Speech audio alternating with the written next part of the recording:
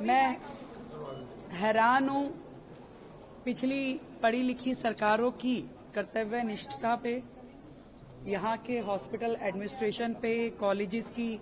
Medical colleges की maintenance पे कि आज मौलाना आजाद जैसा प्रेस्टीजियस कॉलेज और वहां पढ़ने वाले बच्चों की इतनी बुरी स्थिति कि 1966 से 90 के बीच में बने हुए 7 हॉस्टल जिसकी कैपेसिटी मात्र 1200 विद्यार्थियों को रखने की है और वहां 3200 के करीब विद्यार्थी रह रहे हों, एक कमरे में 8-8 बेड लगा करके, जहां पे उनको एक अलमारी भी शेयर करनी पड़े और स्टडी टेबल चेयर नाम की कोई चीज ना होना, और उसमें कभी कोई रिपेयर का काम, कभी कोई फैसिलिटी देने का काम, हॉस्टल रेनोवेशन का, हॉस्टल एक्सटेंशन का कोई काम ना होना अपने आप में सच में बड़ा शर्मनाक है।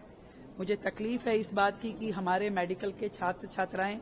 इतनी विपरीत परिस्थितियों में वहां रह रहे हैं। उस प्रेमिसेस में इतना भयंकर एंक्रोचमेंट हुआ है जिसके कारण से उनकी सेफ्टी सिक्योरिटी थ्रेट है, और पहले भी वहां पे मिसहैपनिंग हुई है, रेप जैसे भयानक केसेस भी वहां हुए हैं, और उसके बावजूद भी यदि पिछली सरकारों ने उनको एक सेफ एनवायरनमेंट दिया नहीं, एक कॉम्पैक्ट कैंपस नहीं दिया, तो ये अपने आप में बहुत ही सोचने वाली बात है। और आज मुझसे आकर के ये सभी स्टूडेंट्स मिले हैं, उन्होंने मुझे ये सारे विषय का जिस तरीके से, जिस डीप भावनात्मक तरीके से उन्होंने मुझे ये बातें बताई हैं, तो मैं सच में बहुत परेशान हूं इन बच्चों के लिए। और इमीडिएटली सरकार उसमें उन बच्चों को जो फैसिलिटी, जो रिपेयर की वहां पे काम करवाने हैं वो भी कराएंगे हम,